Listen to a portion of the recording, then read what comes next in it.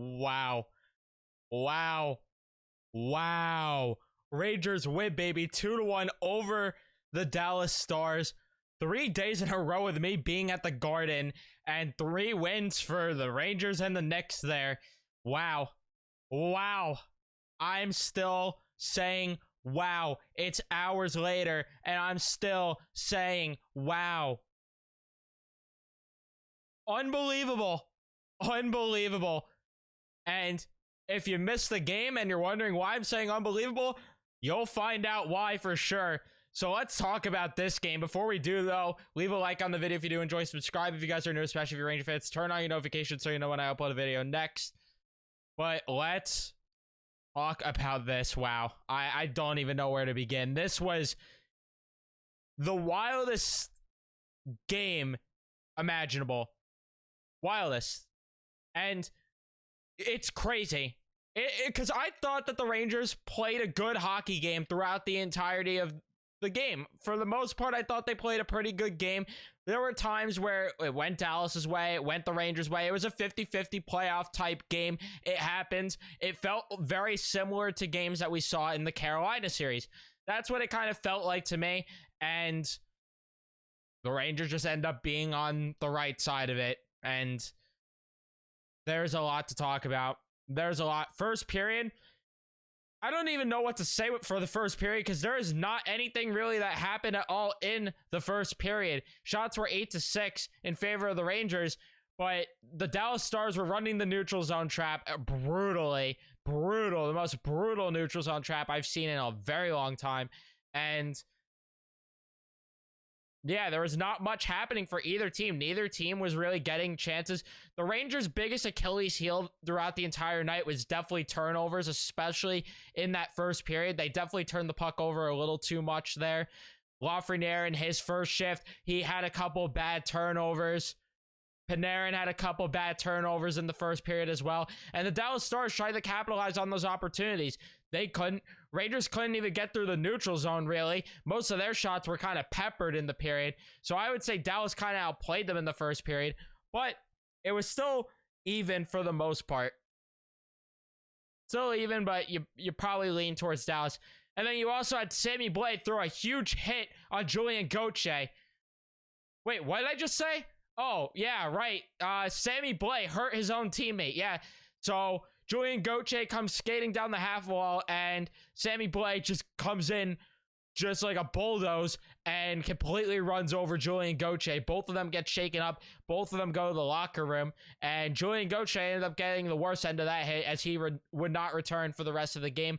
Blais didn't return for the start of the second, but would later return. Jimmy Vesey also got hurt within the span of 13 seconds. The Rangers went down 3 forwards, and it looks like Jake Leshinen's going to be in the lineup next game, who they picked up off waivers last night, but the night before, I think. Whenever it was. Yeah, looks like he's probably going to be in the lineup next game, as Julien Gauthier now has taken an injury in 2 straight games. Fun stuff there. But second period comes around, and Dallas took a mountain of penalties in the second period. So first one was pretty early, as Foxa took a tripping penalty early on in the period. And the Rangers power play, what did they do there? Nothing. Mason Marchment takes a delay game penalty after. What did the Rangers do? Nothing. And then Ryan Suter takes a roughing penalty. What did the Rangers do? Nothing. The power play looked awful. Ottinger definitely made a couple good saves here and there on the Rangers power play unit, but there were things that were definitely ugly. Definitely a lot of ugly things with the power play. Lafreniere does not belong in front of the net. I thought they should have went with Trocheck in front of the net and then Lafreniere in the bumper, but what do I know, right? But the power play also was running around like a bunch of headless chickens at times. You're seeing them scramble around, Zibanejad going into the bumper, Panarin going in the one-time slot. It was just a mess. It was a mess, the power play today. And then Dallas gets a power play as Ryan Lindgren and Tyler Seguin had a little bit of a scrum in front of the net. And go figure who scores? Tyler Seguin from Marchment and Gurrianov. because for whatever reason, Barca Goudreau elects to try and make a line change as a rush is coming the other way, then changes his mind and then says, oh, nope, never mind, I will make the line change. And then Mika Zibanejad couldn't get there in time. And yeah, Tyler Seguin left wide open to score that goal. Shots in the second period were 11-10 in favor of the Rangers. Again, another period where Dallas definitely looked on the better end of things just because most of the Rangers' opportunities were on the special teams, but still, the third period, though, definitely more Rangers in the third period. Definitely more Rangers as they were grinding for this one. And they kept battling. They had a couple good looks. And Ottinger took a penalty for a delay game. Now, this is what I don't understand. Within the same power play there, you have a delay game penalty. I think it was Heiskanen that took that penalty. And they don't call it. I understand if they were trying to make up for the Ottinger call because his mask might have broke there, but the Rangers were dominating there, so I still think it's a little questionable that he took his mask off there. But the puck went right over the boards without a deflection. Call a delay a game. You can't make up a call there when that's a blatant penalty. So I found that ridiculous. But regardless, Rangers couldn't end up scoring on the power play. And I will say, another thing that I want to talk about afterwards, the defense in this one. But before we talk about that, Rangers battling, pull Igor Shesterkin. They still are battling, getting chance after chance after chance. And what happens? Keandre Miller ends up with the puck, goes for a slap shot, gets blocked, gets the rebound, and he snipes it past Andre with 0.2 seconds to go. And the Rangers end up tying the game at 1, forcing the game to go to overtime. The Garden was bonkers.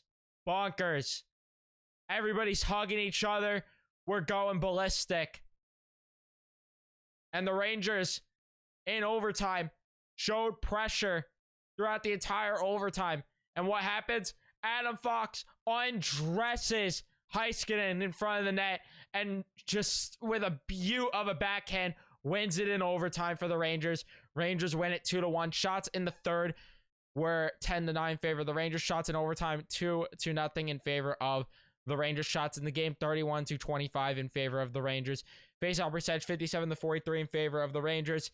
The power play 0-4. Again, yikes. The penalty kill, yikes, allowing a goal there. And it almost ended up being just the Dallas Stars capitalizing on a special teams opportunity where the Rangers didn't, but the Rangers won this one. They freaking won. Hits were 16-14 in favor of the Stars. Block shots 22-17 in favor of the Stars. Yeah, Dallas blocked a lot of shots, and the Rangers definitely turned the puck over a lot. 18 giveaways for them, 10 for the Dallas Stars. The defense, though, they didn't allow Robertson to do anything. I thought this guy was going to be dancing all over us tonight. They didn't allow anything from him. They didn't allow much throughout the entire game. This is one of the games that shows you, yeah, this team can compete with the big boys. And hopefully they bring this consistent effort now. Because, yeah, you showed you can hang with the big boys like the Dallas Stars here. But let's go. We need this to be a consistent effort here. Because if we see this consistently, not bad. Not bad. Would like to see a little more offense, though. That's for sure. But the lines were all over the place today. You had Lafreniere with Zibanejad and Kakko taking Kreider's place, and I thought he did a pretty good job outside of his first shift, or first two shifts. He looked pretty good, actually, and looked like a solid fit there on the line. Had a couple shots on goal. Threw a big hit as well. Definitely turned the puck over a lot, no question, but again, the two of them were in the first shift there, so after that, he settled in. Pretty solid game for Lafreniere, even though he didn't get any points. Mika Zibanejad, good game for him, getting a point. 4 shots on goal, 67% in the faceoff dot. Are you kidding me? You'll love to see that. But Zibanejad brings it every single night. On both ends of the puck, too, by the way. And then Kaka looked like the worst of that line, but still wasn't awful, but definitely was a little bit of a non-factor for the most part. Second line, Panarin, Trocheck, and Kravtsov. Kravtsov definitely had a bit of a quiet game. He wasn't noticeable really tonight at all. Would like to see more from him going forward. That's all I'll say there. Trocheck, pretty solid game for him. 3 shots on goal for him. 68% of the faceoff dot. Yeah. Turned the puck over a bit, but still a very solid game for Vinny Trocheck nonetheless. And then Artemi Panarin, same goes for him. He turned the puck over quite a bit, but that was just a Dallas Stars game. They were forcing a lot of turnovers, and that's where you give credit to them. But for Artemi Panarin, got a point, and he had 2 shots on goal. Pretty solid night for Panarin, though. Third line, this was weird. You had Goudreau, Hedl, and VC, I believe. All of them actually had a very solid game except Barker Goudreau. I thought Barker Goudreau definitely had a bit of a rough game. That's for sure. But he made another mistake. And there needs to be some accountability here with Gallant, though. Goudreau should have sat a bit for that one. You're going to make a mistake? Sit. Needs to be that way. But we didn't see that, unfortunately. Hedl, though, had a very good game. Same goes for VC. I thought both of them were solid. Hedl also 50% in the faceoff dot. Love to see the improvement there. And then for the extra forwards, because I'm not even going to bother with Gauthier. He took 1 shift, and then that was it. Blais had a rough game, injuring his own teammate. He had 1 good scoring chance that was denied with the glove, but that's really about it for him. And then Johnny Brzezinski had a decent game. Would like to see a bit more, though, from him. Was weak in the faceoff dot. Again, just want to see a bit more. The defense, though. Oh boy, I could talk about the defense for a while. I don't have an issue with anyone on the defensive unit today. There was like 2 plays that I could harp on that weren't good. Where Trouba failed to clear the puck on 1 effort, and it almost led to Dallas scoring a goal. And then Harper turning the puck over at one point in the game. But outside of that, I thought that everybody did a great job. Even Trouba had a good game, though. He had a nice little defensive play. I think it was in the... I want to say it was the 3rd period. Made a nice little defensive play in the neutral zone. But he had a very solid game, actually. But everyone did. Fox and Miller, though. Could they be a defensive pair? We saw it a bit tonight. But oh my god, the 2 of them. The 2 of them. Miller's going to get paid.